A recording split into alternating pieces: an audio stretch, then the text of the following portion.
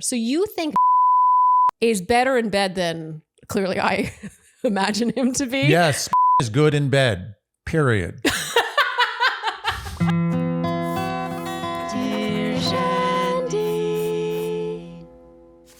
Welcome back to another Dear Shandy Love is Blind recap, listeners. Hello, Andy. Hello. How are you today? I'm good. Oh, doing good. Doing good. How are you? I'm good. Nice. Shall we get going recapping this next batch, the third batch of Love is Blind season 8 episodes? We have a lot to do. Okay, so first we're going to start off with Joey and Monica. We pick up with them in a photo shoot with her sister. Turns out her sister is a photographer. And how convenient. Something happened with her sister because her sister sure warmed up. Maybe it's because she got this promo. No, she got taken out back and set straight. Oh, by Monica. Yeah, Monica says that she confronted her sister, and I will say her sister is on her best behavior today. She had the tone of someone who had been disciplined. Either that or she's like, wow, I'm like, my photography is really on display right now. I'm going to be... Yeah. I can get some good promo I gotta here. say, her photography was fantastic. It's good, yeah. Sometimes, some people are photographers and you see their stuff and you're like...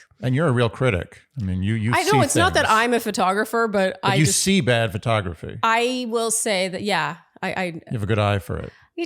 It's something that irks me. It's like, you're not a good photographer. You just have a really nice camera. Yes. There's a difference. Yes. Having an eye, capturing the moment. Joey asks if there was anything about him that set her off. And Monica's sister said that he had lots of energy. Meanwhile, she and Monica are nappers.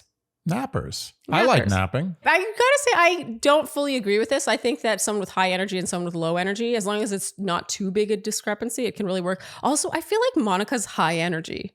Yeah, me too. I didn't understand. I don't feel like there's any differential. In fact, you could argue that all those naps are giving her good amounts of energy. Ah. So in general, Nicole is on her best behavior. And she says after this photo shoot, she sees it. Oh.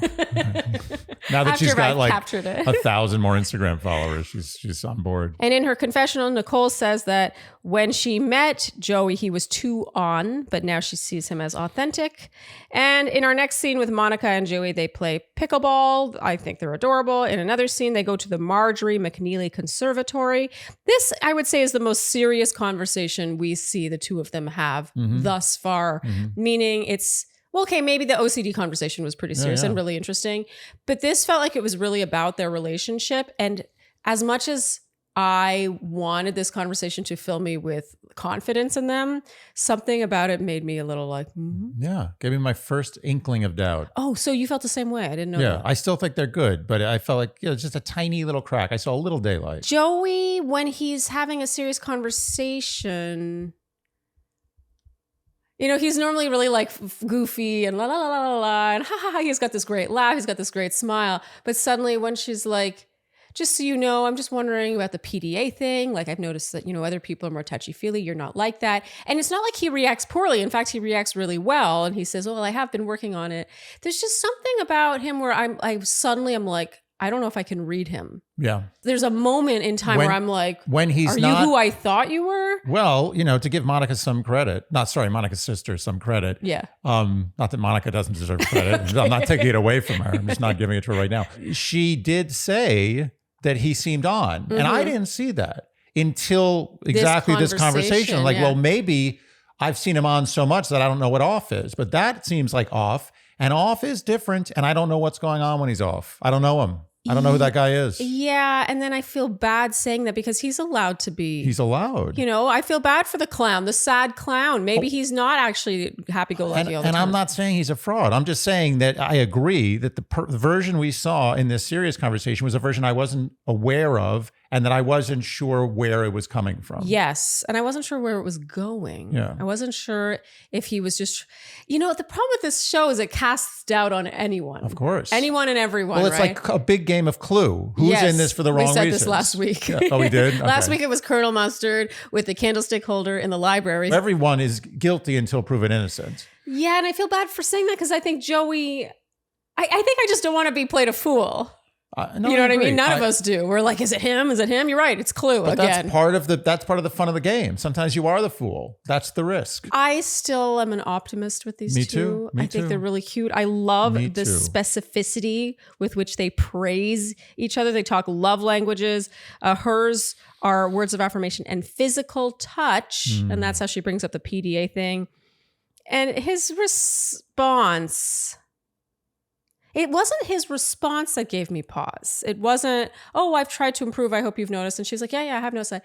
It's the fact that makes me worried that he's not into her physically. Because I don't know if they were ever going to talk about the bedroom or how often they're hooking up or anything like that. It's hard to know. I feel like these two, because they never make out or anything. Right. They're not really touching. They have a kind of friend vibe, I to agree. be honest. Like I good agree. friends, like almost like childhood friends.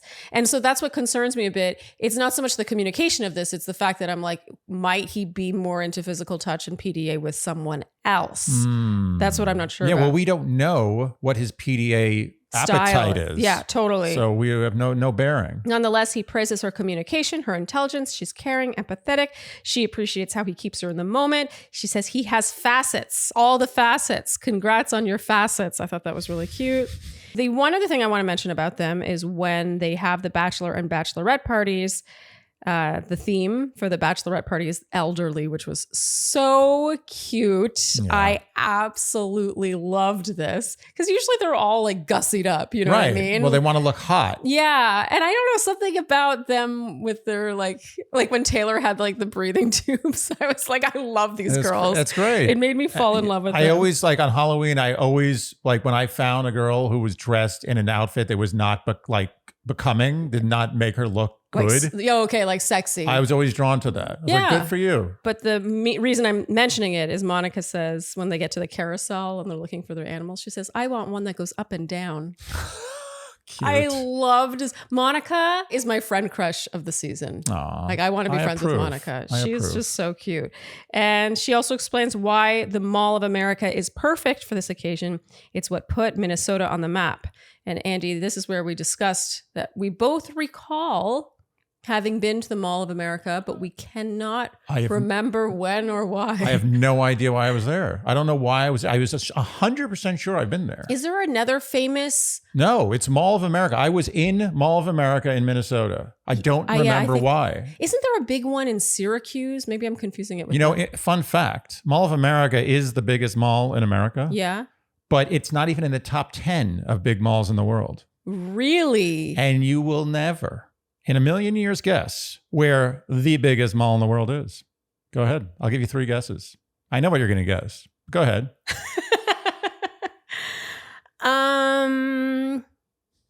Come on. No, let me think about it. Are you saying it like that because it's unexpected or are you being sarcastic? It's unexpected and you won't get it, even though I gave you that hint. Dubai. That was a very good guess, because that's number 2. Keep going. You know, what's the second guess? Obviously, say it. China. That was the obvious guess, and you're again wrong, but it's in the top 10. They've got some big malls in China. Okay. Singapore? No, but you're in the right area of the country for some big malls, but not the biggest. And the biggest mall in the world is in, want a drum roll?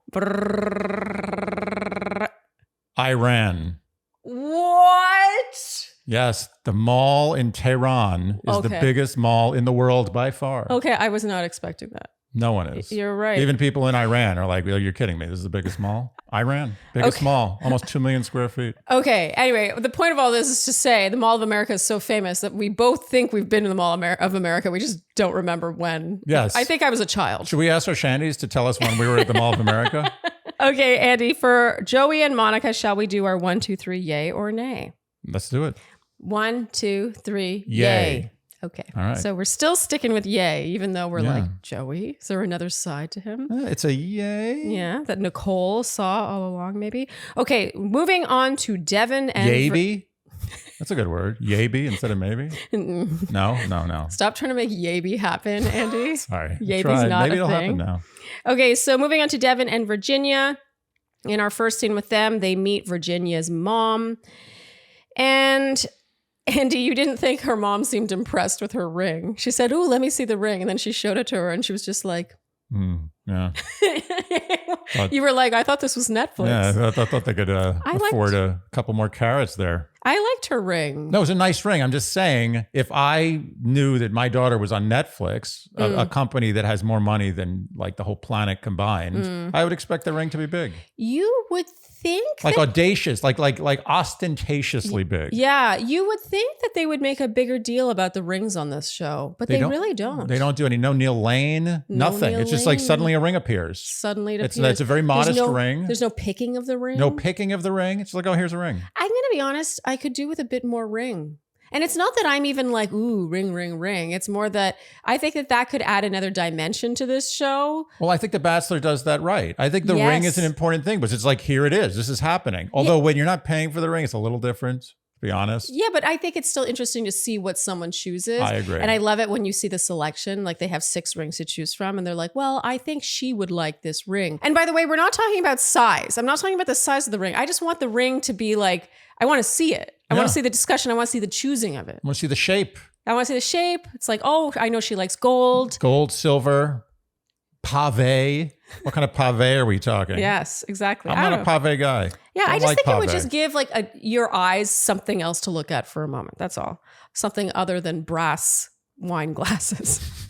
Okay, so obviously Devin knocks this out of the park. He's, this is... I think Devin's wheelhouse is impressing mothers. Impressing mother. Okay, so in their next conversation, Virginia and Devin are in bed talking about how it went with mom. And this is the one conversation I think that we're like, oh, there's something else here. There's something else here because they end up talking about politics, about women's rights, abortion, gay rights. We get to see so much more between these two. And also... I think what we really get, even if it's not strong opinions, especially from Devin, is an alarming lack of an assertion of opinions. I think he's giving his opinions by not giving them. Yeah, but like, why not give them? Because he's afraid. He's afraid. You think he's afraid to share on TV that he's... He's afraid to share on TV and he's afraid to share to her. Uh-huh. Why would someone say those things and you're just quiet? Does that mean you agree with them? No, he disagrees with her stance on things. It's very obvious. But I would much rather he just say he disagrees. But that's not the way he operates. He just kind of slowly, he gets a little quiet. And then maybe like a while later, he'll maybe bring it up again and massage his opinion. Devin's passivity, I've got to say, is becoming a problem. It's a problem. In the past, it's been mostly funny because I saw it from both of them and we were both like, we can't figure these two out. Is this really all there is? Like when they're walking on the beach in Honduras and one of them is like, oh, so do you have any questions for me? We're getting married in 4 weeks. The other one's like, no, feeling good. Feeling really good. And then what's funny here is how it starts out like that. Like she says to him, is there anything we need to talk about? We're getting down to the wire here. And it's just silence. It's like crickets. And she's like, no. Nothing. No. And then she says, force yourself to ask me the hard questions. I think it's starting to grate on her. Yeah. That he doesn't ask anything, that it doesn't get deeper. Right? Can I give my honest opinion of what this feels like? What? This feels like she knows this is a sham. And she's like, come on, let's make this look real. So you have long thought that Virginia's it's hard to imagine her going for a guy like Devin. Have do you know the Muhammad Ali, Sonny Liston fight? I mean, you don't, but I'm going to tell you about it. Muhammad Ali, Sonny Liston. Yeah. Sonny Liston was like the Mike Tyson of this era. No one could beat him. People were terrified of even watching him fight. He was like a murderer in the ring. Okay, what era are we talking? This is like the late 50s, early 60s. Oh, okay. So he was a way more badass than Mike Tyson. In his prime, Sonny Liston destroys Mike Tyson. Destroys him with just one hand. I'm telling you, this guy was a monster. So Muhammad Ali, this young kid, comes to fight him, and everyone thought Ali was going to get killed. Okay. Right? He's this like 21, 22-year-old kid. But he beats Sonny Liston. Muhammad Ali beats Sonny Liston. Okay. And this is the most incredible upset in history, almost. Okay. And then there's a rematch because they're like, this had to be a fluke. It's impossible. And in the rematch, Sonny Liston goes down in the second round of it was barely even a punch. People call it the phantom punch. Like they don't even know if he got hit. He goes down, and Muhammad Ali, there's a famous photo of Ali standing over him. Oh, yeah. I know that You photo. know the photo. Yeah. Everyone's seen this photo. It's the most famous one. Am I allowed to insert that photo here? Insert the photo. I think I posted an Instagram of it, I think, once. Okay. So he's standing over Sonny Liston, and you see him, and he's like, Liston's on the ground, he's standing over him, and what he's saying to him is, get up, no one's going to believe this. That's what he was yelling at him in the ring. And that's what I feel like Virginia is doing to Devin here. Just get up. No one's going to believe this. You're not holding up your end of the bargain of our what is facade. Yeah. Because it's hard. I can picture Devin going for something like Virginia. Although, based on this politics talk, I was kind of like, even to call it a politics talk, it wasn't even about politics. It was about, beliefs, about values. But she said her beliefs. He didn't say anything. Yeah. If I say to you, I'm not a big fan of the Nazis, what do you think? And you're like, yeah. Well, and the other thing that got me too is when she brought up abortion. She's like, I think a woman has a right to choose what happens to her own body. And she's like, what do you think? Like, she has to push him for that. And then his counter argument is that men should have, he's like, I just think that the father should also have a say in the matter. Like, do we really think that that's the counter argument? What? It's not even the same conversation. It's literally. He changed the subject. It's like, do you like ice cream? I like bread. It was so bizarre. And I think you're right. Maybe he was afraid. I thought early on that Virginia was the one who was conscious of the cameras and maybe like editing herself for the cameras, or maybe she was shy, or maybe she wasn't showing her full personality because she's on TV.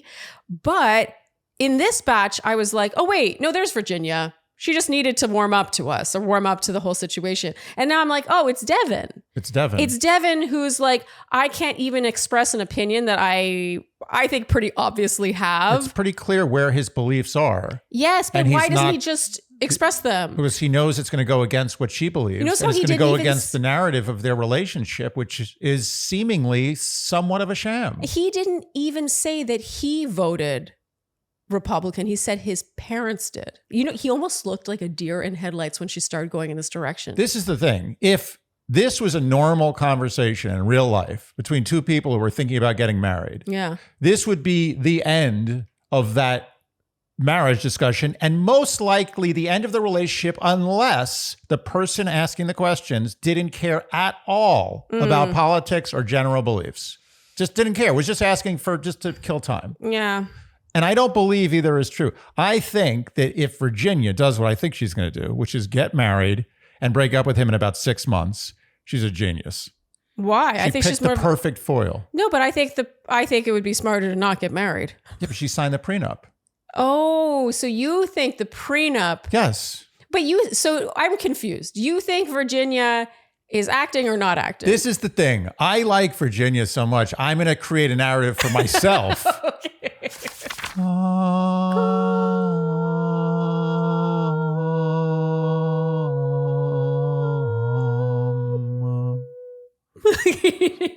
Come. Can't be done. We can't improve on the beautiful sounds and soothing meditations that Calm provides for us. What could we bring to the jingle table that could do Calm justice? That's because Calm is the #1 app for sleep and meditation. Can we talk about what a big deal that is? The #1 app? In a sea of apps for sleep and meditation. Do you realize how good you have to be to rise to the top? Yes. I'm one of those people that struggles to meditate. I know how important it is. Let me know in the comments if you agree with me, but like I have a hard time self-meditating, and this is why Calm is so important for me, is because they have these guided meditations for sleep, and it gives my mind something to focus on, and then I just drift off, and it's such a beautiful thing, and also it's a healthy thing. It's also a drug-free thing. And I think there's a misconception that Calm is only for sleep or only for meditation. Oh, yeah. No, there's so much more. Yeah. They have expert-led talks. They have grounding exercises. Sleep stories. You like the sleep stories. I do like sleep stories. I basically love anything that takes my mind out of my mind. We need more taking our minds out of our minds. Yes. Calm allows you to remove your mind from your mind in the most calming way. So stress less, sleep more, and live better with Calm. Calm is offering our Shandies an exclusive offer of 40% off a Calm premium subscription at calm.com/Shandy. Go to Calm, CALM.com/Shandy for 40% off unlimited access to Calm's entire library. Calm.com/Shandy. So Andy, everyone knows we're in Seattle. We're in a rental unit right now. Does everyone know? And while we like the unit, the furniture... Ooh, it's so sad. It makes us long for home. The furniture is crying. It is. You know, the furniture is cheap. It's cheap. It's cheap. It feels cheap. It sounds cheap. You know when you sit on a cheap piece of furniture and it squeaks? It's not inexpensive. It's cheap. Yes. There's a difference. That's why we particularly miss Thuma. Our bed at home is Thuma. And let me tell you, once you go Thuma, you don't go back. Furniture that you assemble yourself at home in 5-ish minutes. But unlike other furniture that you're used to assembling yourself, it's crafted from solid wood and it's joined using Japanese joinery. It's artful. It's silent. It's solid. It's beautiful. It's understated. It's elegant. It goes with any aesthetic you have. Putting it together, we cannot overemphasize how easy it was to put this bed together. We were going to do like an 80s music, day of just putting a bed together. And we barely got through like 5 songs. I know. It was actually almost disappointing. We're like, well, that was too fast. Yeah. It was such a pleasant experience. And what it makes you realize is that furniture that you assemble yourself doesn't have to be made from this crap composite wood. Yeah, whatever that is. What is that? It's not even wood anymore. It's not. It's a sad excuse. The tree is crying, the furniture is crying, and you'll be crying too. Yes, especially when you get in bed and it starts squeaking. And over 17,000 5-star reviews. Can't be wrong. So get $100 towards your first bed purchase at thuma.co/Shandy. That's thuma.co, thuma.co/Shandy to get $100 off your first bed purchase. So next scene with them, there's a big cast party where Brittany is there. Yay, Brittany. I missed Brittany. Brittany's back. Brittany is back, baby. And I loved how when she sees Devin, she says, "It's crazy. You look like a little kid." And she calls Devin out to his face about how he responded about her sharing. She was like, I don't even feel like what I shared was a big deal. It was like just a personal thing about how she, her sexuality. And she says, "Bro, everybody a little gay." Oh, I love it. And Devin, what is going on with Devin? He's just like, yeah, I falsely said that both he and Virginia felt sedated all the time, but now I'm realizing it's just him. It's Devin. He's the one who's sedated. Yeah, what's going on with him? What the hell? Like, he didn't even defend himself. He couldn't laugh at this. With the guys, he's got more. With the guys, he seems to let loose a little bit more, be himself. No, even that though. Remember when Alex shows up at the party and Alex is like, "Oh, like it's been so much drama. Like, so much has been going on." And instead of Devin being like, "Oh, hey man, are you okay? Like, do you want to talk about it?" Devin's like, "Oh man, you don't have to talk about it if you don't want to." Oh, interesting. Do you remember Good that? Catch. Yeah. That stood out to me as like, is this for the cameras because that's the way you see it? You don't want to share something because the cameras are around? Or are you that disconnected emotionally? Like, he doesn't have that thread of communication. You know when you're talking to someone and you're like, we're on the same wavelength. Like, when I say something, you're replying to what I'm talking about. Like, we're connecting. Who did we have on? It was such a great episode. The one about attachment styles. Oh. Such a great episode. Great Hot Topic episode in case you're interested in like learning stuff, but in a really fun way, with Eli Harwood, where she talked about limbic resonance, where when you talk to someone, there's a part of your brain that lights up where you're like, we're connecting, like we're on the same page. Yeah. I feel like Devin, like, I never see that happen with anyone. I never see a part of his brain lights up where he's like, yeah, we're like together. We're in the same boat. Is it possible that Devin, like many people in the world, would act on a show like this, is just completely closed off? Like, he's not revealing too much, but he knows, he's very aware of the cameras. Like, is it possible he's just not showing us anything, but he's like, I can't do this. Yeah. I'm just going to like go under radar the whole show. Yeah, maybe. So the next talking point I have here with them is when the guys and gals go tux and wedding dress shopping, Virginia, this shocked me, Out of all the women trying on their wedding gowns, Virginia is the one who cries. Isn't that strange? This blew my mind because I was so sure that she was the one who was going to be out. In fact, I'm like counting down the days to their breakup, and then she's the one who bawls. Of all the seasons of this show we've seen, I'm more confused about this couple than anyone else. Ever? Yeah, I mean, there have been confused, like, why is this person sticking around kind of confusion. But as far as both people seemingly like cool with what's happening and moving towards the altar, I've never been more confused. When Virginia started crying, I was like, maybe she was crying. She knew that she needs to end it. That's what I'm hoping. Either, you know what? At this point, Virginia set me up where whatever she does at the altar, I'm going to be impressed. Virginia, I'm happy that it's still going because I just want to watch more of Virginia. Me pretty too. much. Yeah. But I agree. Like whether she ends it or stays with it, I'm going to be like, like there's just something to unpack no matter what. Now they are in a horse-drawn carriage doing a champagne toast. Have you ever seen two people supposedly deeply in love with each other who seem less interested in each other than these two? No. Neither of them seems remotely interested in the other person. Even his reaction to her saying funny or quirky things, like when she talks about like how she wants a champagne room one day just to drink champagne in, and he's like, "Oh, that's interesting."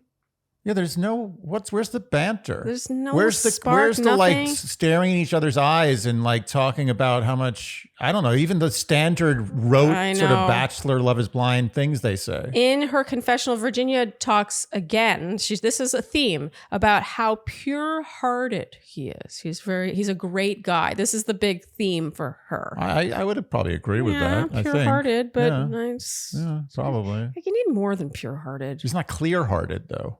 It's pure-hearted, not clear. Clear-hearted. I'm sorry. I need someone who's more than just nice.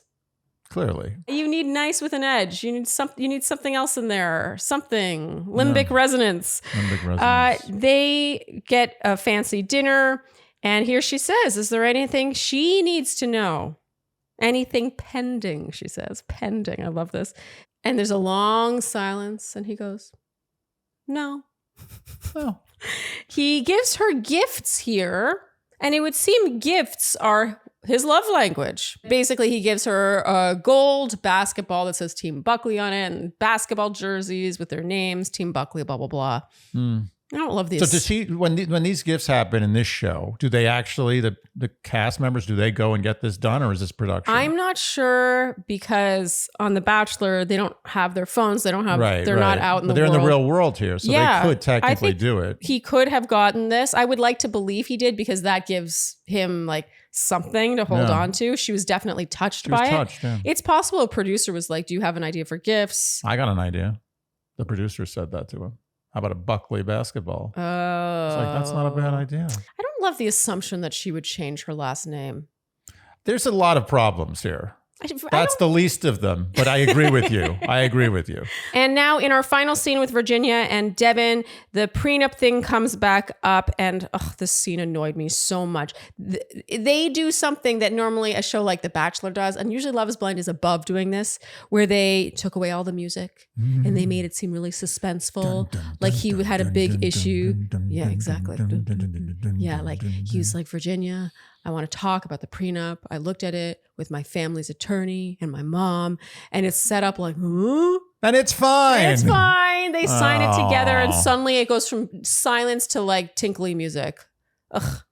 So, you know, all they showed their cards by doing that. All season long, I'm like, do they realize how boring this is? Yeah. In this moment, when they teased that this was going to be tense and it wasn't, I was like, oh, you guys are desperate.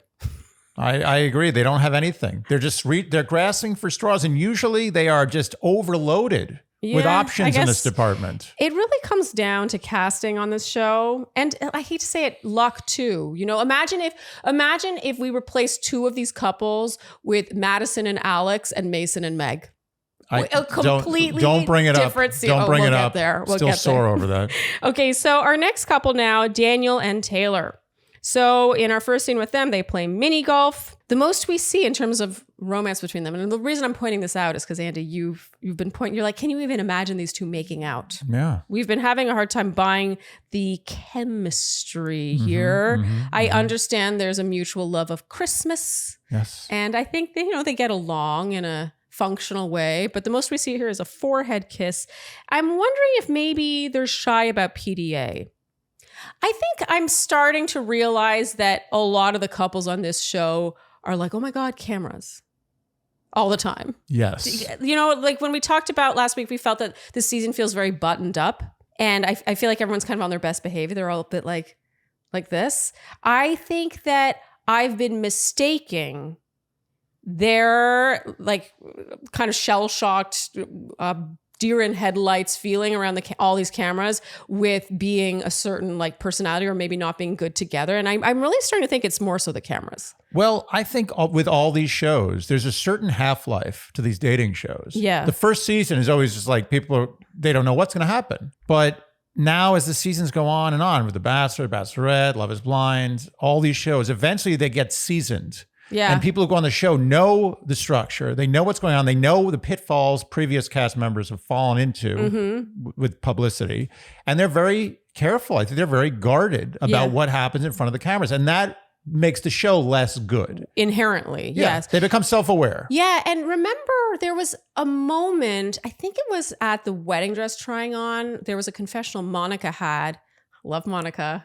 She gives us so many great sound bites. She talked about how they're from Minnesota or Minneapolis or whatever. What'd she say, we're Midwestern people? And how stuff like this doesn't happen to them. Was it her who said it? Was it Taylor? It was Taylor. It was Taylor who said that.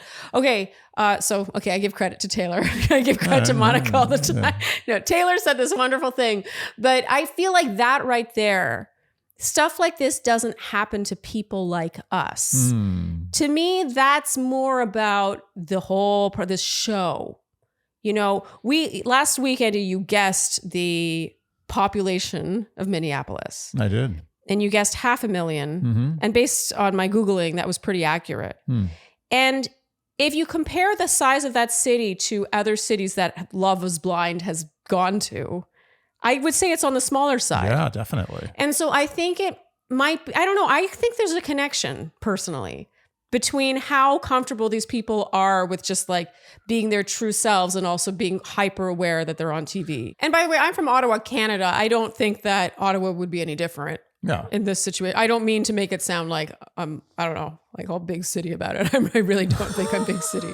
It's more that I notice a distinct difference between this cast and let's say the Seattle cast. Yeah. Or what was another cast where the DC. Even the Washington DC cast. Yeah. Like I think there is a higher number than usual of family members who don't want to be on the show.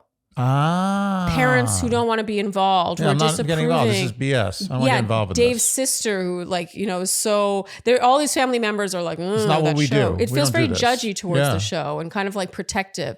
Anyway, okay, rant over. Okay, so in another scene with Taylor and Daniel, they are setting up for their famed Christmas card photo. The Christmas boudoir photos. Yes, the hotly anticipated dual photo between them. We learn that Daniel starts planning his Christmas card photo 9 months in advance. Is this a joke? No. How is this not a joke? I don't think it's a joke. How is it not a joke? I might have sleuthed. So out of all the Instagram accounts of all these contestants, the only one I went to was Daniel's because I wanted to see the Christmas photos that everyone's always talking about. And they've gotten increasingly intricate over time. Oh, okay. So there's a thing. Yeah. This is his shtick. And you know what I thought when I looked at them, Andy? What do you think?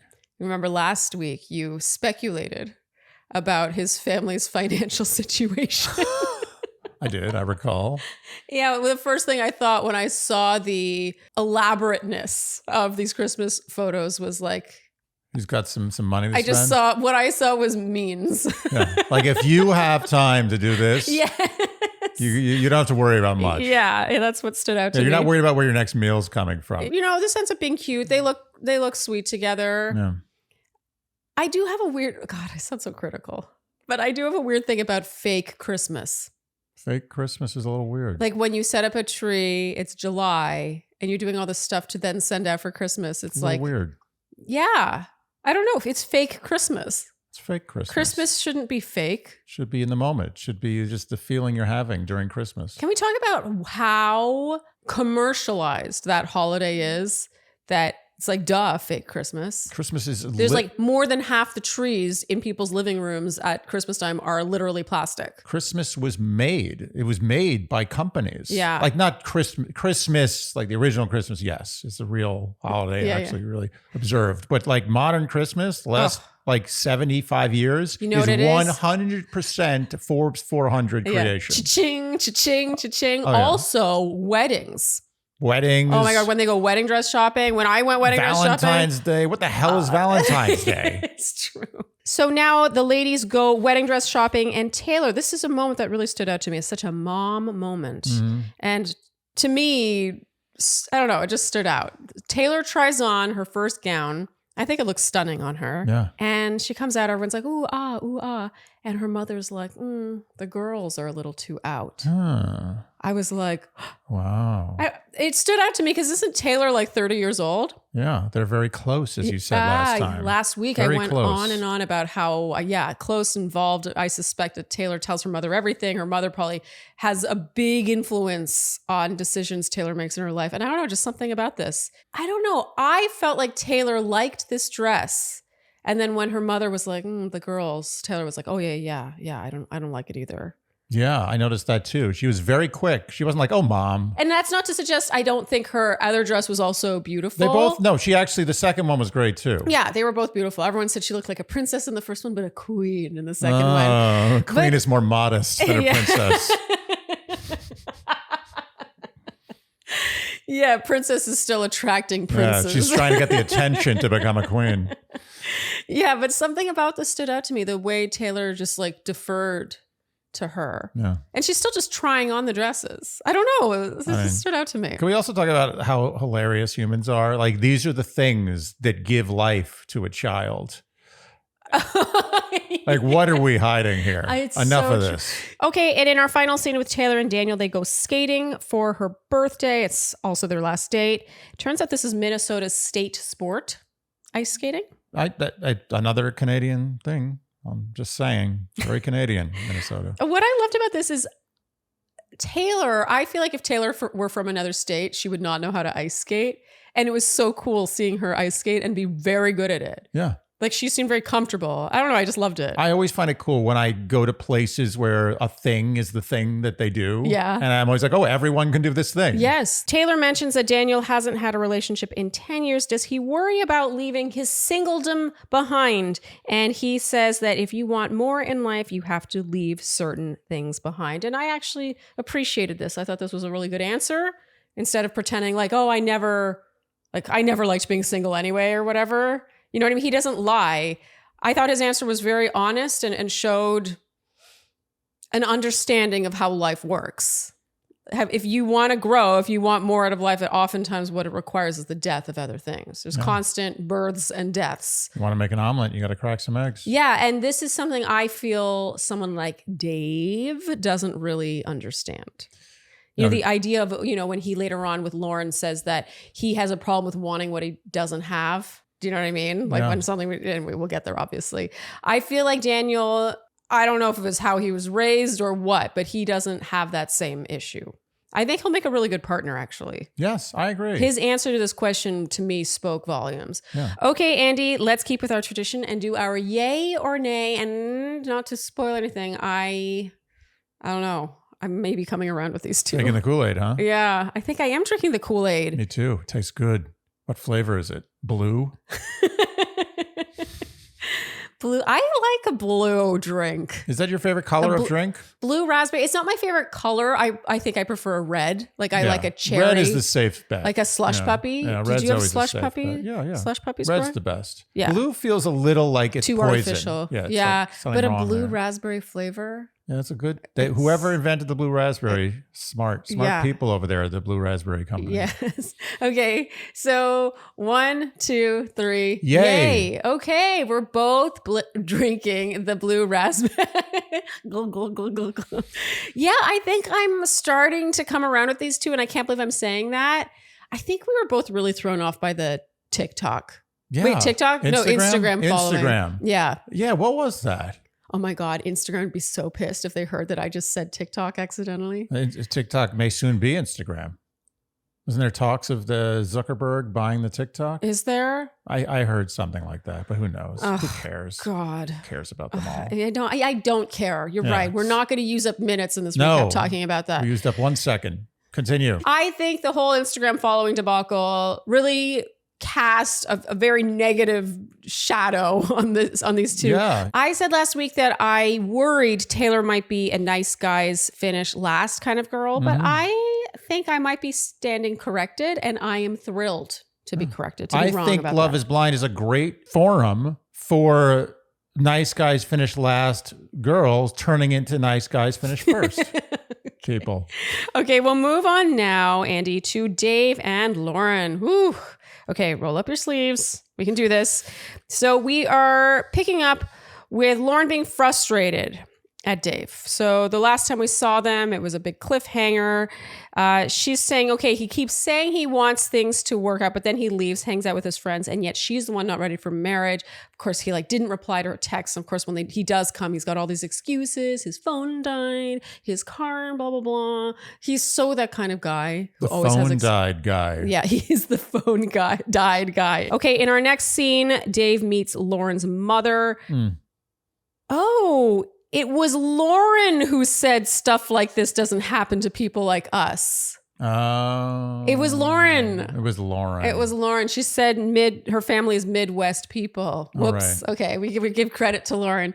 Honestly, this scene is pretty uneventful, except highly recommend you watch this back with a drinking game. You have to take a shot every time Lauren or her mother nods and says, yeah. It's really, really, really, really funny. She got it from her mother. She got it from her mother. It's like, yeah. Yeah. Yeah. Yeah. No matter what it is. But I think that is overly accommodating. Sometimes the person's saying something that you don't have to nod and say yeah to. Well, it's a people-pleasing trait. I actually wish Lauren would do this less with Dave. And it's not, I don't just mean, of course, the nodding and yahing, but I do think it is kind of symbolic of how comfortable she's trying to make Dave instead of listening to what he's saying and thinking critically about how it makes her feel. She's making it easy for other people to be with her. Right. When I think that creates a problem when you have someone like Dave who clearly wants an out. He wants to escape. Well, that's the problem, is that the person who does that, who nods and says, yeah, to everything when you're talking to them, they're like making sure you're okay because they don't want you to be uncomfortable. So whatever you say, they're like, yeah. Lauren does this with him constantly, even when what he's saying makes no sense. He doesn't deserve that. No, he doesn't. He should be made to feel uncomfortable. I agree. And I think that is represented in this entire scene. There's a point where he's saying some nonsense, or maybe what he said made sense, but let's be honest, most of what comes out of Dave's mouth is nonsense. Agreed. And they were both like, yeah. And I'm like, no, stop encouraging this dirtbag. Yes. Okay, so now in a future scene, they go bowling. Dave says he doesn't like putting his fingers in the holes. This is the first time I'm really on the same page as Dave. Yes, with the only time we are ever Team Dave. Something that bothered us here, Andy, is that at one point, Lauren got a strike.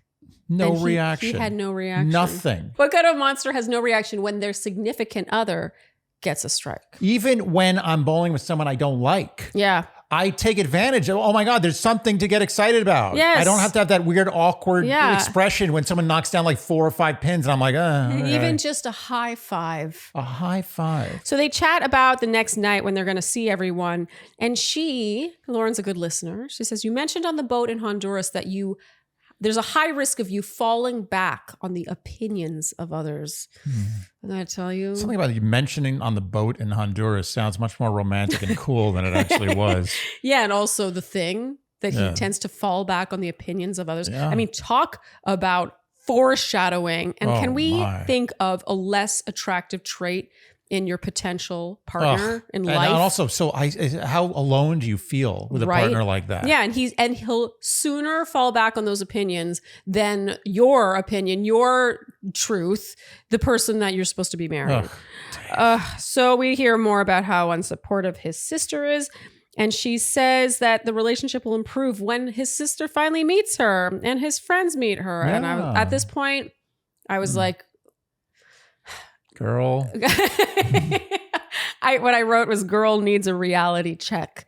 Because there comes a point where her understanding of him, her accommodating him is like she's part of the problem. Yeah. She's enabling him. This is becoming the horror movie where the lead, the heroine, is going back into the house. And you're like, oh, come on. Really? You're going back into the house to get your iPhone? Yeah. Leave the phone behind. He now brings up chatting with her father. So this happened off camera because I guess the father didn't want to be on. He says it was a lot for him to handle. And she gets a little defensive of her father. And she's like, well, it's a lot for me to handle that your sister doesn't want to meet me. And he says that his family doesn't meet, quote, just anybody. I don't want to waste her time. What? And then she, thank God, is like, okay, if you don't see it with me, I want to know. Finally. And then they're like, let's go somewhere else to talk. No. I want everyone to hear this in the whole bowling alley. So now they're in some, I think, movie theater or theater to chat. And he once again brings up his what exactly was that? Friends. Did they just rent a theater to have this breakup? I'm so sick of hearing about his friends, about how, oh, you got engaged to this girl who had a boyfriend. Blah, blah. He says, did she really think she wasn't going to have to face this? I'm sorry, there comes a point where this is gaslighting, where it's like he's pretending to have such a big problem with this and like she did so much wrong. Did she do that much wrong? I mean, do we even have to go over this? What are you saying? This is potentially gaslighting. He's been gaslighting her for like 3 episodes in a row. The whole thing about her sleeping with that guy before the show is gaslighting. He asks if they hooked up 2 days before the experiment or not. And she says no. And then she says, a week before. I loved this. A week is a good amount of time. Also, it shows that she's being completely honest. Yes. And now it gets a little convoluted where he says that her dad accused him of being there just to see what happens. So not really being committed to her while she's ready for marriage. And he says, does he know the whole story? Like it doesn't seem like he understood. So he's making it sound like her father should know that the reason why Dave is having like hesitations is because she hooked up with someone. Unbelievable. Like as if that's something she should be telling her father. She's reporting to her father every single guy she hooks up with. Oh my God. She says that he needs to work through whatever issues he's having with this. He's not ready to be a team member like he claims. He vehemently denies this. It sounds like he and the dad did not get along. Yeah. Can we all agree? I agree with that. Which makes me automatically like her dad. Of course. And she rightfully calls him out for keeping his family at bay still. And Dave, he does this thing. He keeps bringing it back. He says, on a very real level, I'm in love with you still. I know you know that. Oh, shut up. I know. She says she questions that. She rightfully says that if he really did love her, his family would embrace her. And then he finally ends it, ? For... he actually doesn't end it. Let's make it very clear. It's honestly so ambiguous. He's such a coward. It ends because his friends and family won't change their minds about her. What was this? First of all, he finally gets his wish of her ending it, which she does. I think she ends it. Let's be fair. It was sort of unclear. Oh no, he was quick to go to all the guys and be like, I didn't want to be the one to end it, but I had to be. Oh, remember that? Oh, you poor guy. I mean, he just never grew the pair that I hoped he would grow. Not even one. No. Not a pair. Not a solitary sphere. Yeah, last week I said like he just needs to grow a pair to end it. He's just not that into her. It's very obvious to anyone. And he never got there. No, never got there. Because he likes to be the victim. He Dave's really got a lot of does. problems. You know, Dave told us who he was right out of the gates in the pods, and we should have believed him. So Lauren walks out in silence. We learn in her confessional here that she wrote his sister a letter, a thoughtful letter, trying to explain who she was as a person, how much she wanted to meet her, for Dave to give to his sister when he was going to see her, and he never gave it to her. This is sick. Sick. This is like something you see in a movie. And yet he's the victim. Strive to stay alive in this post-apocalyptic hellscape we live in. You're right, Andy. I've been using Thrive Market for literal years, long before they became a sponsor. And I think it's best evidenced. I have my items here today. I have my props. But not only do they have brands that you know and love, like this is the white jasmine rice that I always get, but they also have their own house brands. You can see their Thrive Market. I get our olives from here. I get our pastas, clearly fire roasted tomatoes. I get coconut milk, all sorts of items that live in your pantry and that maybe you want a healthy version of. That's where Thrive has you covered. I'll tell you, we get a lot of boxes delivered. And Thrive is the box I get most excited for. Really? Because I know that box is going to be packed with delicious snacks and snacks that I won't feel guilty about. Yes. Snacks that are healthier, non-GMO versions of the crappy ones I used to eat. And I love this. You can filter your search based on what matters to you and your family. So for example, when I shop for us, I do gluten-free. You can do low sugar. You can do organic, high protein options, and it'll filter what results you get. And get this, this is so cool. The app has a Healthy Swap scanner where you can literally scan the item that you're used to buying from the grocery store, maybe some snack of choice. And then Thrive Market will recommend a cleaner, healthier alternative for you. This is to stay alive. So ready for a junk-free start to 2025? Head to thrivemarket.com/Shandy to get 30% off your first order plus a free $60 gift. That's Thrive Market, THRIVE market.com/Shandy. thrivemarket.com/Shandy. Acorns is the way to happier money every day. Oh, okay. I like the twang of that jingle. Acorns is one of those sponsors that's been around in my life far longer than they've been a sponsor. I have been using Acorns for what? 7 years? Acorns is the best thing I've ever seen for someone who doesn't really understand investing, wants to invest, and wants to learn. There is no better way to start than Acorns. I'm raising my hand. Case study. So basically, Acorns is a financial wellness app that makes it easy for you to start investing and saving for your future. I think that matters. The future matters. Yes. The future is the only thing that Your matters. financial future matters. The past is gone. Can you imagine, honestly, the thought of retiring without money stresses me out. And you don't need to be a financial expert. No. Acorns will recommend for you a diversified portfolio that matches your money goals. And you don't need to be rich. Acorns will get you started using spare money you have right now, even if all you have is spare change. I love that. And I have seen, of course, there's no guarantees, but I have seen great success over the last 7 years. And it is so thrilling to know that I have this little nest egg that I have been, chipping away at. Whenever I get a big payday, I put some extra in there. Otherwise, what I do is I put $50 in my Acorns account per week on Wednesdays. Aww. So sign up now and join the over 13 million all-time customers who have already saved and invested a whopping over $22 billion with Acorns. Head to acorns.com/Shandy or download the Acorns app to get started. Paid client endorsement compensation provides incentive to positively promote Acorns. Tier 1 compensation provided. Investing involves risk. Acorns Advisors LLC is an SEC registered investment advisor. View important disclosures at acorns.com/Shandy. So now we have the big cast party. The main talking point here is Molly attends this party and she and Lauren chat. And Molly reveals that there was some girl who was all over Dave at this basement bar party. Shocker. She feels that Lauren should know this. Lauren now reveals that they broke up. And Molly, Molly, I gotta say, is a girl's girl. In a very good way. Like she is so team Lauren, especially when she ends up sitting down with Dave and she challenges everything Dave says. And you know what I love that Molly brings to the table that I don't feel Lauren did is we said last week that we felt Dave had Lauren on this sort of virginal Madonna pedestal. Yeah. And I think that the connection he had with Molly was very different in that it was much more sexual. Yes. And they opened up about, he had cheated and she had been the other woman and all this stuff. So I think that Molly got to see a side of Dave that Lauren didn't, in other words. So it was funny having Molly challenge him on this thing that he was so offended by. And she's like, really? Yeah, like you're the guy we were talking about the sex with? Yeah, she's like, really? You're that bothered by that? Yeah. When was the last time you had sex? Like she really challenges him on it. And he was doing that Dave thing that I can't stand, where he's like, I couldn't get over it.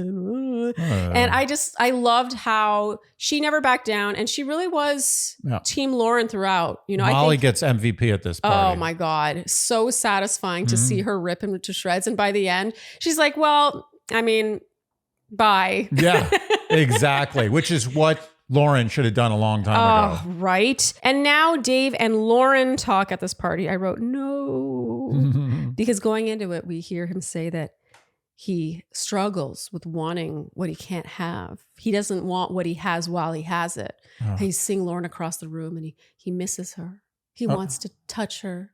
Be hugged by her. 14-year-old Dave. Oh my God. So he also seems wasted, by the way. He chats with her, says that it was all his ego. He's really sorry. But even this is cowardly because I think there are people in this position who are like, oh, I do want you back. So I'm just going to say it. I miss you. I want you back. But he never even had the balls to do that. He wanted her to break up with him and he wants her to take him back. Yes. Yes, exactly. And thank God. Thank God. Oh, I was really worried. worried. This is something you should be thankful to God for. I was really worried Lauren was going to take him back. Yeah. Because I do think she has a soft spot for him that I cannot quite understand. Yeah. But I thankfully think, I do think if cameras weren't around, she might have considered it. I agree with that. But same way Meg, if cameras weren't around, would have gotten with Mason. Yes. But thankfully, Lauren's like, I think the past is the past. Yes. And then there's this really drawn out moment where they just sort of smile at each other. And I'm like, please no more. Please no more. But that does seem to be the end of them, Andy. Hopefully. Okay, so we're going to take a little intermission now to talk about Alex, Madison, Mason, and Meg at this party. So Madison arrives with pink hair. She's turning heads. I think Madison likes turning heads. She was like, what am I going to do to turn the most heads? I'm going to also talk about how gorgeous Alex realized I am when he saw my Instagram and how he said, oh my God, I messed up. Come be with me. Let's make it work. And this is all to Lauren. And I think this is crucial because if you read between the lines of the social dynamics here, we never see Madison talking to anybody else. Including Meg. Except Lauren, the yes nodder. Yes. The person who's like, yeah, really? Yeah, whatever you give me, I'll take. Lauren, who's too accommodating, too nice, too understanding. Madison finds her yes person. No one else talking to Madison. What does that say? Also, can we talk about how Madison, all she has to say is shit about other people. Really negative, like burning stuff. And also, how high school is it? Oh my God. God. Oh, let me pull you up. Oh, he saw how hot I was and he wanted to see me. Like, what are you, 14? Yeah. And then she throws him under the bus for, I guess, telling her, Madison, that Meg had reached out to him, not knowing whether or not he was engaged and wanting to like get together with him. And then like, I don't even know who was she throwing out? I got like literally twisted on who she was throwing under the bus. Trying to throw everyone under. She was throwing Meg under the bus for reaching out to him, not knowing if he was engaged, but also throwing him under the bus for allegedly turning them against each other. Yeah. Like pitting them against each other. And all I could hear when she was doing all this, I was like, girl, you know what? Common denominator. It's you. I'm sorry. It's you. She came to this party trying to throw the proverbial Michael Bay match on the dynamite pile. Yeah. But the match was wet. Because everyone saw her for what she is. Yeah. I think the gig is up. The gig? The jig is up. The jig. The gig is up too. Both. Gig and jig. The gig is up for her because I think everyone in the room was like, stay the hell away from that one. And I would too. You do not get involved with someone like her because it is just a matter of time. Rubs off on you. Yeah. And before the second you leave the room, you think she's not talking about you. Her credibility, based on what we see on this show, Madison creates problems wherever she has an issue with everyone. She's always the victim. She's always the good guy. And unless you bow down to her and give absolute fealty, you're going to get it. You're going to be talked behind your back. I don't know if even if you give absolute fealty, if she's still not going to talk about you. She'll probably talk a little shit. I've known girls like her in my life. And even if you give absolute fealty, they still find something to be annoyed because you know what it is talking shit is their social currency. It also makes them feel and look better. Well, they think if they make everyone else look bad, they'll look good. Well, that's the sad thing about Madison. Like at the end of the day, what we said 2 recaps ago, like as much as I want to just hate on Madison, I feel bad for Madison. I was hoping that Madison would come to this party and be like, oh, that's regular Madison when she's not on the show. Yeah. She's acting cool and nice and, laughing about stuff she said. But no, she doubled down on Madison. Yeah, maybe And I did feel bad for her. Totally. I would have liked to have seen her show some humility and been like, oh, I wasn't my finest, but, let's all get along. No. Instead, she was honestly even worse. Venom. She was spitting venom. Andy, you said about her, she's an 8th grader, and it comes out more when she's jilted.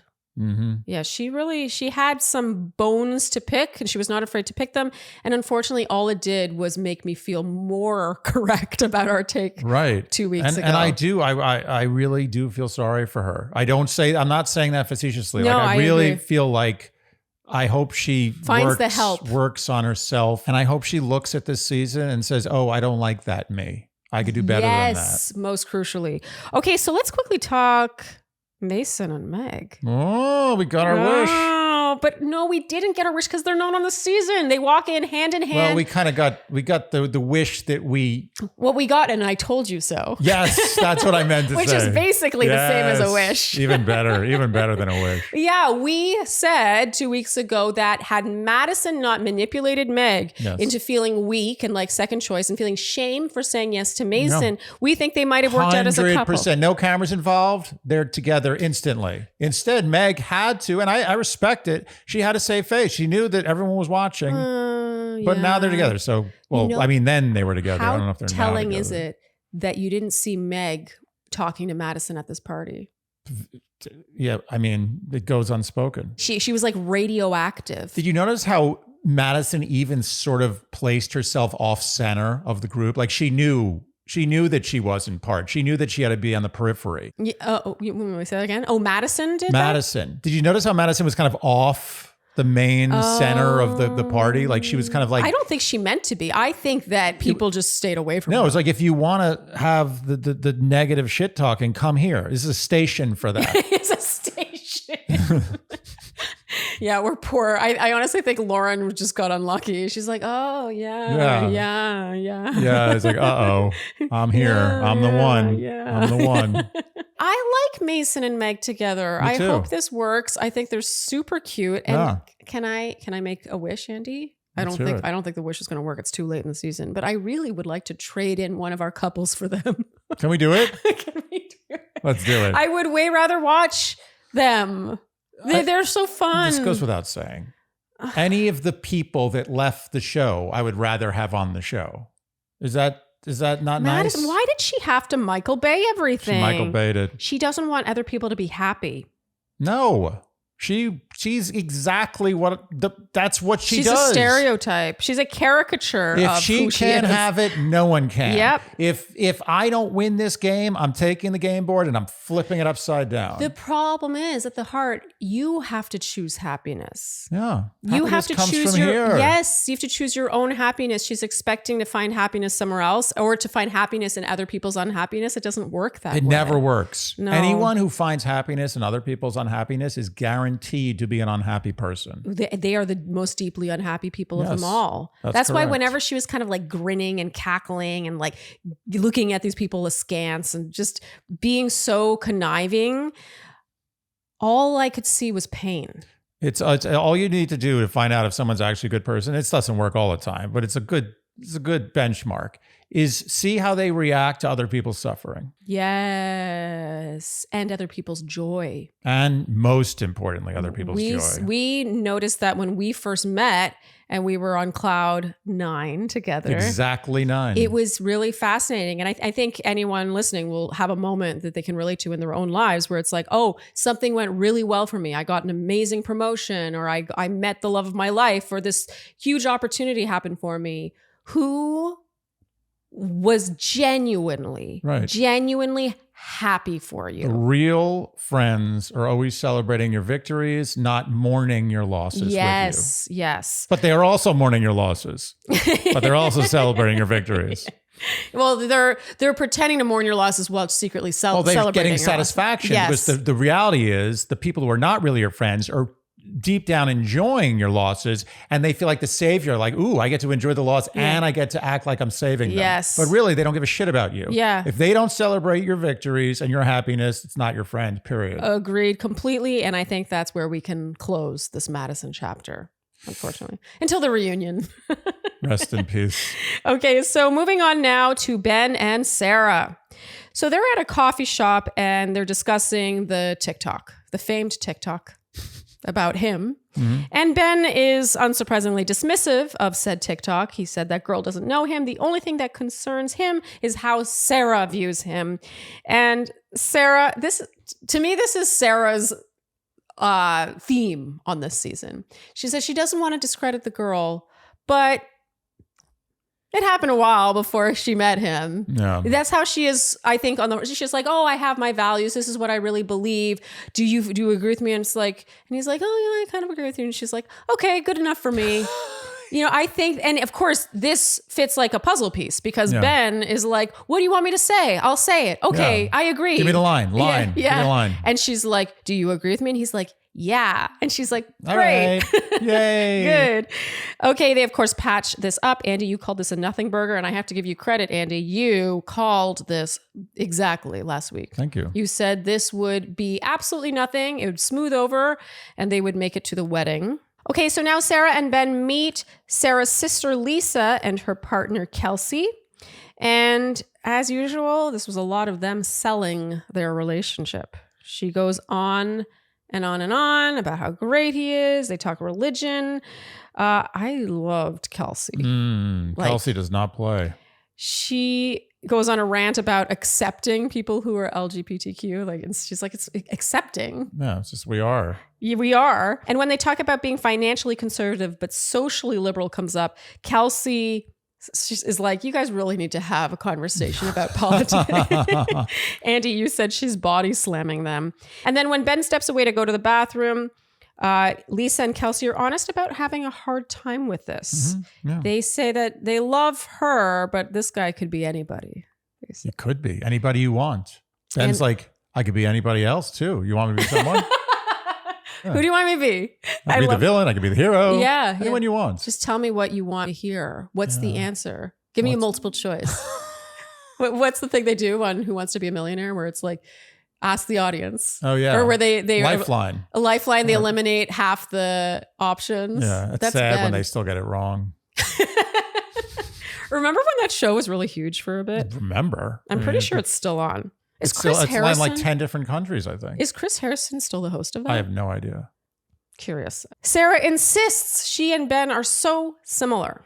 And Kelsey says finding someone who is your same is not finding someone who is your complement. I wrote, mic drop. Sara insists Ben makes her feel special, energized, loved, important. He's self-intuitive, fun, laughs at her jokes, spontaneous, spice of love, cup half full, emotionally intelligent, driven. It's a lot. She just came up with all that stuff. I mean, one thing I'll give her is she's very specific. Yeah, good adjectives. But I do think she focuses on what's good versus what's not there. What's not there. I don't know. Maybe we should just trust. Maybe we should just trust in this. Maybe there's something there. You think? I'm starting to feel there might be something there. Oh, really? Yeah. Am I seeing this through my lens? This show messes with your head more than other shows. I remember the first season I saw this. When I saw people say no at the altar, I was in shock. Yeah. It was crazy. It made me realize that the whole thing was a sham. Yeah. At times. So not all now the what time. you're saying is you're scarred. I'm scarred. I don't know what to believe. It's like Alice in Wonderland. Because everyone is now acting like they really are getting married, except for Devin and Virginia, which is ridiculous.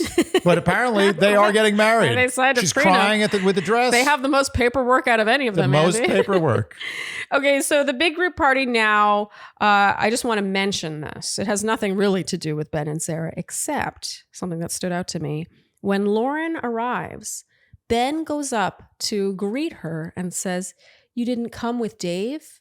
Ugh. This is after the breakup. He knows they've broken up. This is his sense of humor. And in this moment, it's so funny how these little throwaway moments that don't even have to do with them make you really like love someone or hate someone. Yeah. I couldn't stand that Ben did this, and I absolutely fell in love with Taylor for Talk about not having empathy for people and not reading the room. And I just love how Taylor was like, Ben, too soon. Too soon? This made me love Taylor. I take back anything critical I've ever said of Taylor. I love that she said I agree. this. He had to be called out for that. Yes. That was so inappropriate. And you know what that was? That was like that line that Dave kept saying, like, oh, you're 30. Well, it's over for you. Totally. It's like, oh, where is that funny? How is that That's funny? not even funny with your guy friends. Yes. And he even said it with a laugh. He's like, oh, is Dave coming? Oh, God.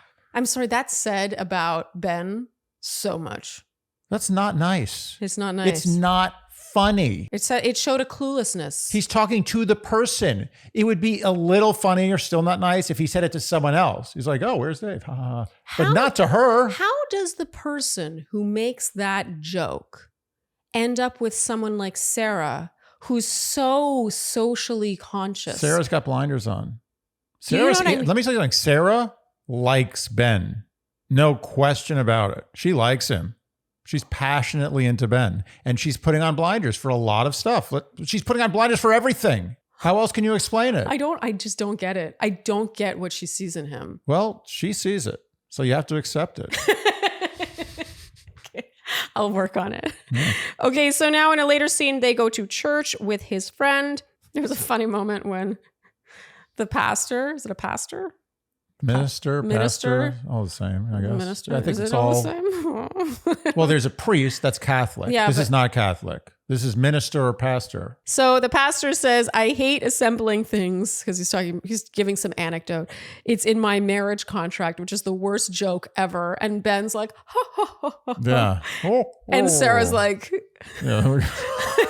I found this so What did I funny. sign up for? She gives a what did I sign up for look. Yeah. But she doesn't act the what did I sign up for way. It's true. I just thought this was such a funny moment of like disconnect.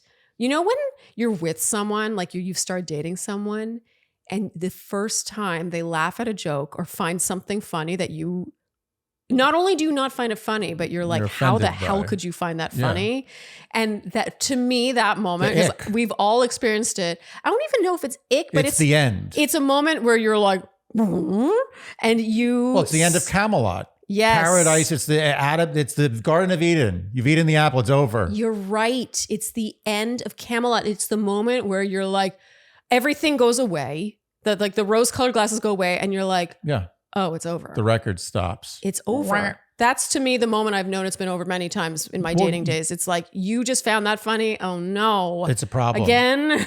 You know, we had the opposite moment, which is why we got married. Yes. Well, you mean it never happened? That moment never came? What was the opposite? It was like you thought something was funny. I was like, yes, this is it. Yes. But this reminds me of the end of many people have seen this movie, The Graduate, with Dustin Hoffman.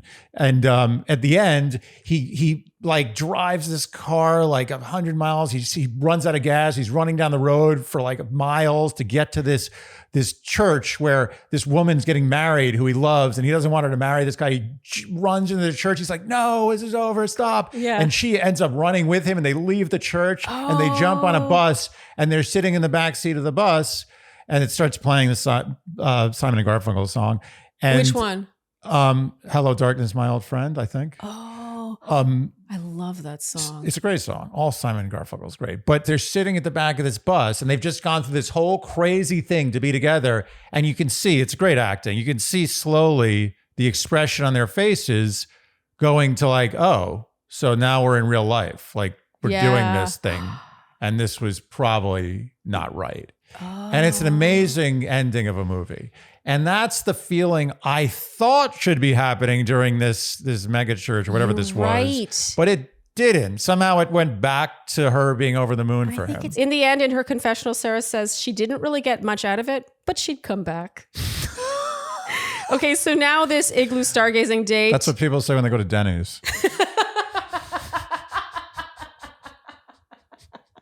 Is Denny's still around?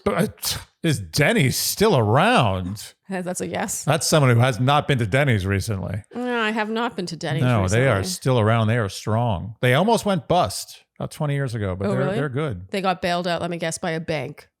They did. That's how it usually happens. Yeah. A wild guess. Yeah, some guy in the street doesn't bail a company out. So Sara mentions now that she listened to a service that day, I guess from his church, about sexual identity and how she didn't agree with their take on it. And this is so predictably Ben. You can see he's kind of like, oh, what am I going to say to this? Like, what's the right answer? An answer? What's the right answer? It didn't feel like he came into this with like, this is my opinion. Didn't it feel like he was just like, how do I get the right answer?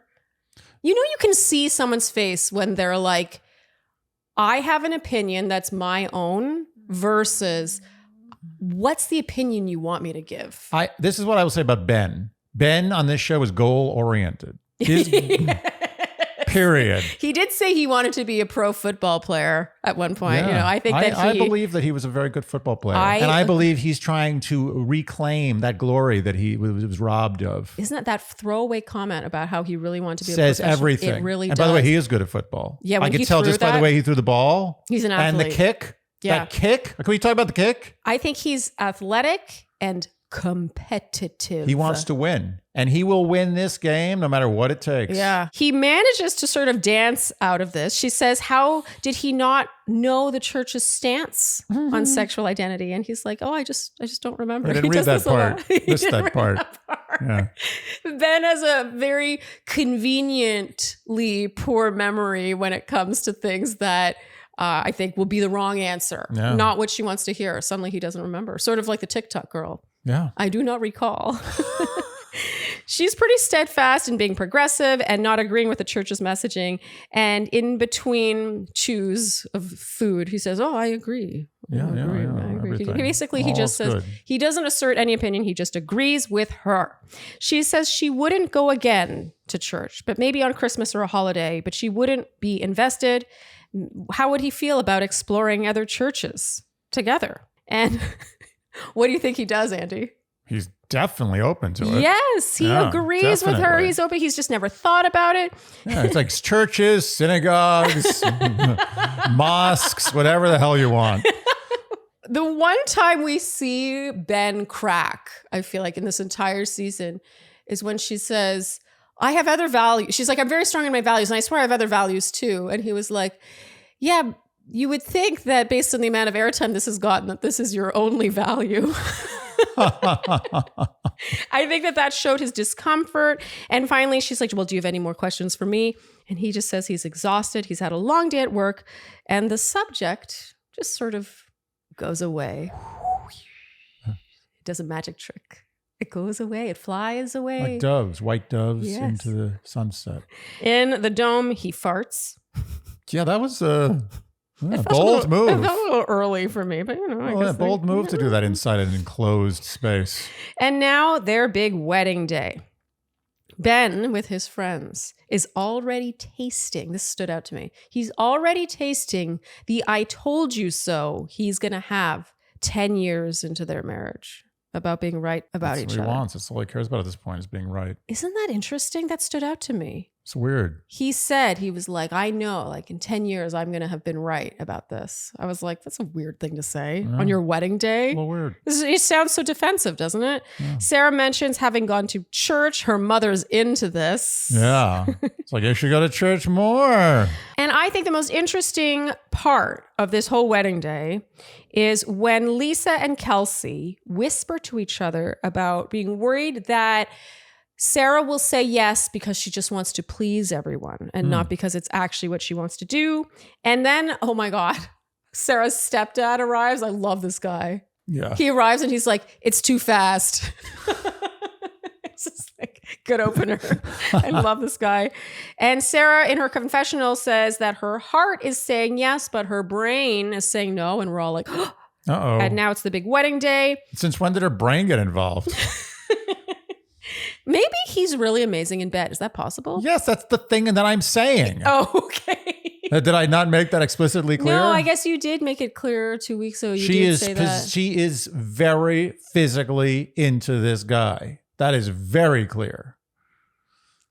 That's where the blinders come from. Blinders often come from the physical stuff. You're right. You don't put blinders on just because you like someone's personality and there's parts of it you don't like. You put it on because the physical's so good. I think I'm having a hard time with that just because I don't see Ben as like sexual. Oh, he's good. You think? He's competitive. He wants to be good in the sack. It's just as important as football. This is a good male perspective right here. So you think Ben is better in bed than clearly I imagine him to be. Yes, Ben is good in bed. Period. That's a great soundbite taken out of context. It sounds coming from someone who's experienced Ben in bed. The best you've ever had. Yeah, it was amazing. I have to admit, you got me.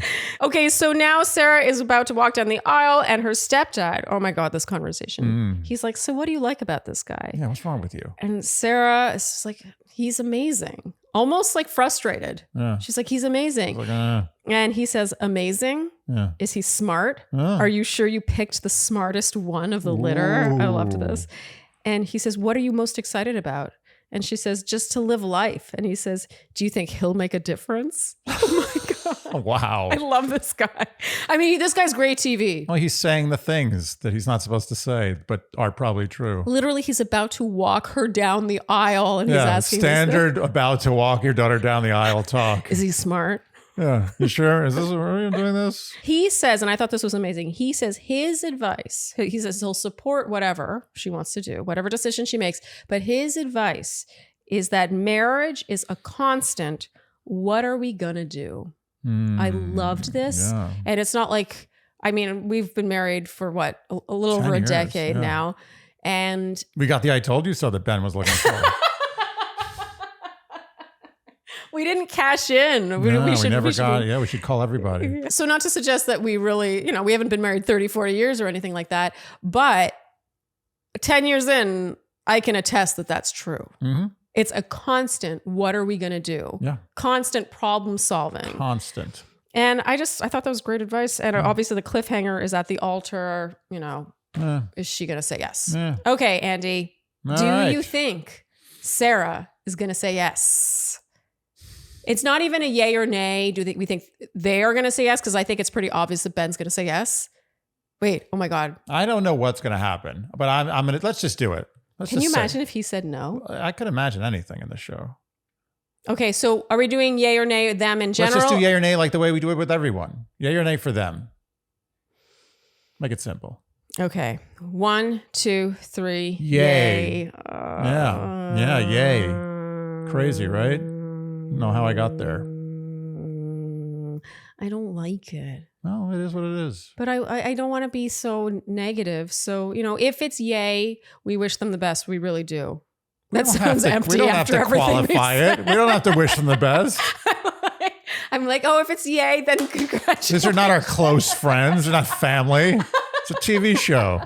Let them deal with their own problems. I know, but they're real people, and I just never want to be. I'm not going to wish them the worst. Yes, but I hope that they make a decision that's good right for them. And they obviously know themselves and each other better than we do. We don't know them at all. So okay. So we think that this is going to happen. Yeah. I think for me, I cannot picture Sara getting to this point and hurting him in that way. But I can picture him hurting her.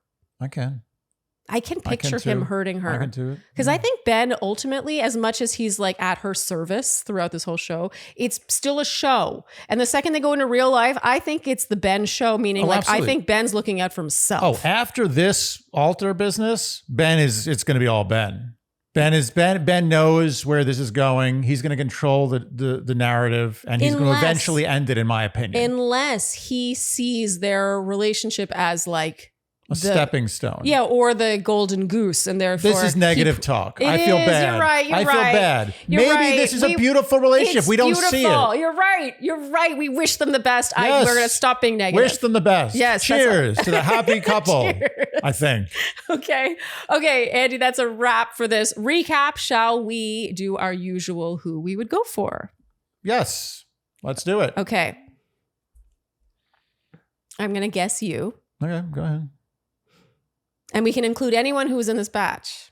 So they don't have to be part of the couples. Oh. I'm still.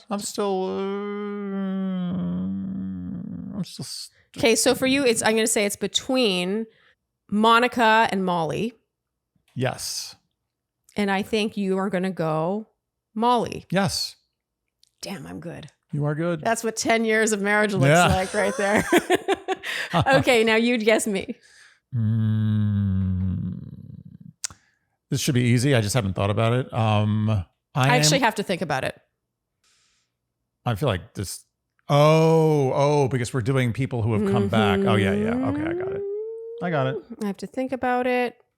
But I do. Do you really have to think about it? No, I do have to think of it because I do heed Reddit rumors. That's not fair. No, I do. How can I separate that? Can't. Okay, fine. I absolutely said I can tell you right now that Alex is out of the question.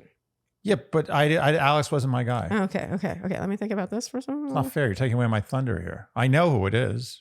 It's tied between two. I know better than you who it is. Okay, tell me who it is. It's between Joey and Mason, and you pick Mason. Okay. No, it's really Mason. No, you're having second thoughts. The thing about Mason is I still didn't love him in the pods. Okay. You know, Madison made everyone look good because of how she was. Yeah. But I don't think Mason was perfect. No, you're right. Yeah. You're right. She did make him look better than he probably was. Whenever anyone thought that Mason looked worse than her, I was like, we're watching a different show. But I still don't think Mason was perfect. I'm just going to tell you right now, I know you. You're my wife. In real life, you go for Mason over Joey. I don't care what Reddit says. Well, I think Mason's more physically. You go for Mason over Joey.